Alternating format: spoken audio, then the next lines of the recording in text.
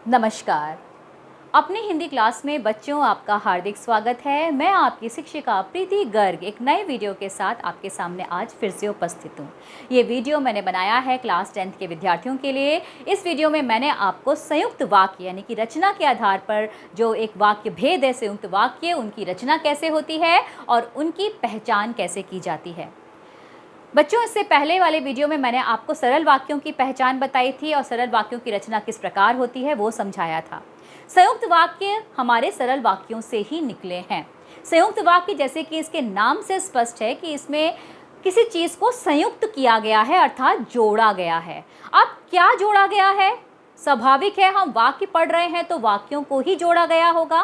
किस प्रकार के वाक्यों को जोड़ा गया है, कैसे उन्हें जोड़ा गया है, हम इस वीडियो में देखेंगे। तो आइए शुरू करते हैं हमारा आज का वीडियो, संयुक्त वाक्य।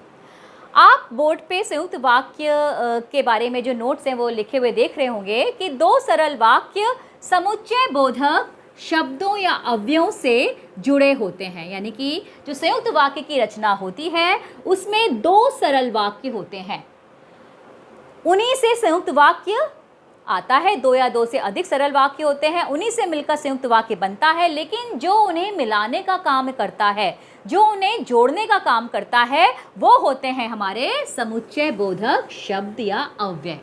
यदि आपने पुरानी क्लासेस में ध्यान से हिंदी व्याकरण पढ़ी होगी तो आपने अविकारी शब्द पढ़े होंगे कि अविकारी शब्द होते हैं। चार प्रकार के अविकारी शब्द होते हैं: क्रिया विशेषण, समुच्चय बोधक, संबंध बोधक, विस्मयादि बोधक, निपात को भी हम अविकारी बोलते हैं। तो उन्हीं समुच्चय बोधक जो शब्द होते हैं, जिन्हें हम योजक शब्द भी बोलते हैं और अंग्रेजी में जिन्हें हम कंजंक्शन बोलते हैं, वही काम करते हैं दो सरल वाक्यों को, दो या दो से अधिक सरल वाक्यों को आपस में जोड़ने का, आपस में जोड़कर संयुक्त करके उनसे एक वाक्य बनाना, और वो वाक्य होगा संयुक्त वाक्य। अब कौन कौन से समुच्चय बोधक शब्दों का प्रयोग होता है संयुक्त वाक्य बनाने में वो आप देखिए। और इन्हें हम योजक शब्द भी बोलते हैं, और, एवं, तथा, या, अन्यथा, किंतु, परंतु, लेकिन, इसलिए। किंतु, परंतु, लेकिन ये शब्द एक ही भाव रखते हैं। अन्यथा के साथ हम वरना का प्रयोग कर सकते हैं, हम नहीं तो लगा सकते हैं, इस तरह के शब्दों का भी प्रयोग करते हैं। अब हम उदाहरण के माध्यम से देखते हैं कि किस प्रकार ये योजक शब्द संयुक्त वाक्य की रचना सरल वाक्यों से करते हैं। मैं यहाँ पर सरल वाक्य लिख रही हूँ दो। रात हुई, ये एक सरल वाक्य है। आकाश में तारों का मेला लग गया। इस वाक्य का आकाश में तारों का मेला लग गया थोड़ा साहित्यिक भाषा का प्रयोग किया है, क्योंकि आपको साहित्यिक भाषा सीखनी चाहिए, क्योंकि आप क्लास 10th में हैं। आपके रचनात्मक लेखन में इस तरह की भाषा को अगर आप लिखेंगे तो बहुत अच्छा रहेगा। इसलिए मैंने उदाहरण में भी इस तरह की भाषा का प्रयोग किया है। अब यहाँ हमारे सामने दो वाक्य हैं। रात हुई एक सरल वाक्य है ये, आकाश में तारों का मेला लग गया ये दूसरा सरल वाक्य है। अब हमें इन दोनों वाक्यों को आपस में इन समुच्चय बोधक अवयवों में से किसी एक शब्द का प्रयोग करके जोड़ना है। तो आप बताइए, या आप अगर देख रहे हो या आप देखेंगे वीडियो तो आपके सामने यही आपको आंसर आएगा कि हम इसमें कौन से समुच्चय बोधक का प्रयोग कर सकते हैं। रात हुई और आकाश में तारों का मेला लग गया। यहाँ पर हम इन दोनों वाक्यों को रात हुई और आकाश में तारों का मेला लग गया, तो इस तरीके से देखिए हमने ये और समुच्चय बोधक शब्द का प्रयोग करके हमने इन दो सरल वाक्यों को आपस में जोड़कर एक संयुक्त वाक्य बना दिया। तो आपके संयुक्त वाक्य की पहचान करना बहुत आसान है। जिस भी वाक्य में आप और, एवं, तथा, या, अन्यथा, किंतु, परंतु, लेकिन, इसलिए लगा हुआ, लिखा हुआ देखें तो वो वाक्य आपका संयुक्त वाक्य होगा। हम एक और उदाहरण से इसको स्पष्ट करते हैं।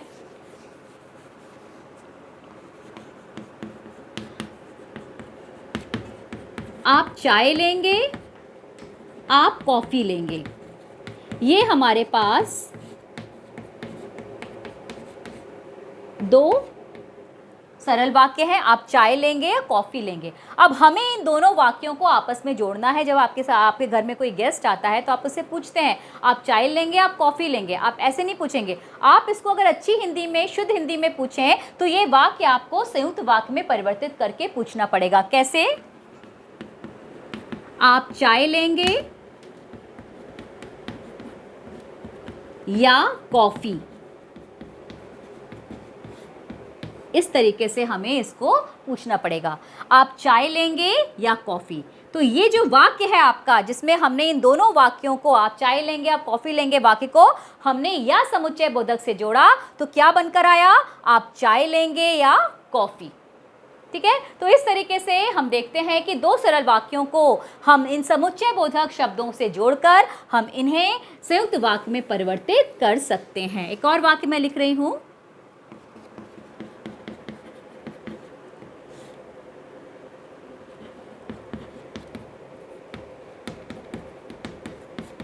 पिताजी को गाड़ी पकड़नी थी। एक वाक्य, वह सुबह जल्दी उठे। ये हमारे सामने दो वाक्य हैं। पिताजी को गाड़ी पकड़नी थी, वह सुबह जल्दी उठे। अब इन दोनों वाक्यों को हमने समुच्चय बोधक अव्यय का प्रयोग करके दोनों को आपस में संयुक्त कर दिया, जोड़ दिया और एक नवीन संयुक्त वाक्य की रचना की। पिताजी को गाड़ी पकड़नी थी, यहां पर हमने इसमें लिखा इसलिए वह सुबह जल्दी उठे। तो हमने इसलिए समुच्चय बोधक का प्रयोग करके हमने इन दोनों सरल वाक्यों को आपस में जोड़कर संयुक्त वाक्य बना दिया। तो बच्चों, संयुक्त वाक्य की रचना बहुत आसान है। हम दो सरल वाक्यों को आपस में समुच्चय बोधक शब्दों से जोड़ देते हैं और यही इनकी पहचान होती है। यही ट्रिक है संयुक्त वाक्य को पहचानने की कि आपको दो वाक्यों के बीच में, दो स्वतंत्र या सरल वाक्यों के बीच में इस तरह के समुच्चय बोधक शब्द लिखे मिलेंगे। ठीक है, एक और से हम इसको समझते हैं, एक और उदाहरण से।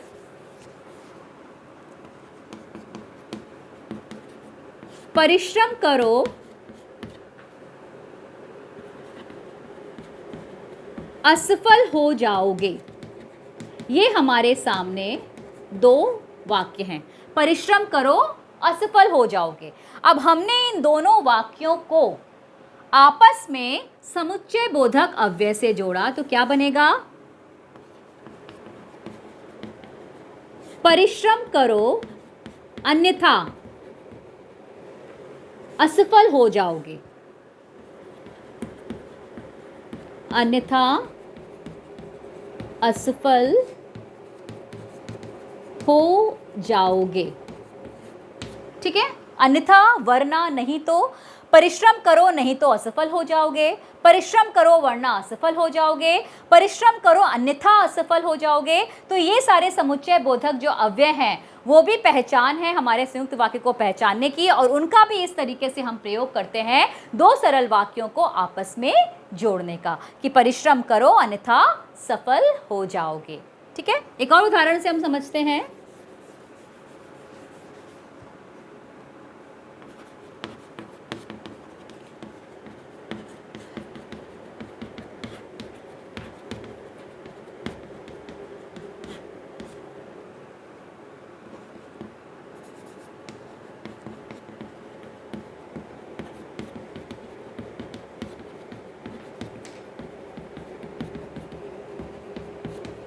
ये हमारे सामने दो वाक्य हैं। मैं अपने मित्र के घर गया, मैं अपने मित्र से नहीं मिल पाया। ये दो हमारे पास सरल वाक्य हैं। अब हम इसको संयुक्त वाक्य में कैसे परिवर्तित करेंगे? देखिए, मैं अपने मित्र के घर गया परंतु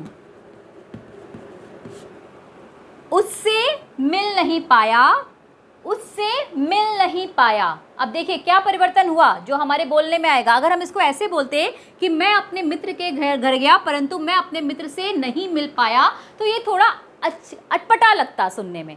हमने ये सीखा है, हमने सर्वनाम पढ़े हैं तो हमने सीखा है सर्वनाम का प्रयोग हम संज्ञा के स्थान पर करते हैं। सर्वनाम का प्रयोग हम इसलिए करते हैं कि बार बार संज्ञा शब्दों का प्रयोग करके हम उस वाक्य को अटपटा ना बना दें, अपनी बात को अटपटा ना बना दें। तो यहाँ पर भी वही नियम लागू होगा कि मैं अपने मित्र के घर गया परंतु उससे नहीं मिल पाया। इस तरीके से भी हम संयुक्त वाक्य बनाते हैं कि हमें कुछ संज्ञा सर्वनाम का भी हमें परिवर्तन करना होता है। मैं अपने मित्र के घर गया परंतु उससे मिल नहीं पाया। मैं अपने मित्र के घर गया लेकिन उससे मिल नहीं पाया। मैं अपने मित्र के घर गया किंतु उससे मिल नहीं पाया। ठीक है, तो ये तरीका है हमारा सरल वाक्य को संयुक्त वाक्य में सरल वाक्य को आपस में संयुक्त करके समुच्चय बोधक शब्दों के माध्यम से उन्हें जोड़कर संयुक्त वाक्य बनाना। तो इस वीडियो में बच्चों आप एक बात ध्यान रखिए कि हम संयुक्त वाक्य की पहचान इन समुच्चय बोधक अवयवों से ही कर सकते हैं। ये एक शॉर्ट ट्रिक है कि हम एग्जाम में यदि हमारे सवाल आता है, प्रश्न आता है कि आपके सामने दिए होते हैं कि इनमें से पहचानी संयुक्त वाक्य कौन है, तो आप देखिए कि किस वाक्य में इस तरह के समुच्चय बोधक अवयवों का प्रयोग किया गया है। यदि समुच्चय बोधक अवयवों का प्रयोग किया गया है तो वाक्य संयुक्त वाक्य है।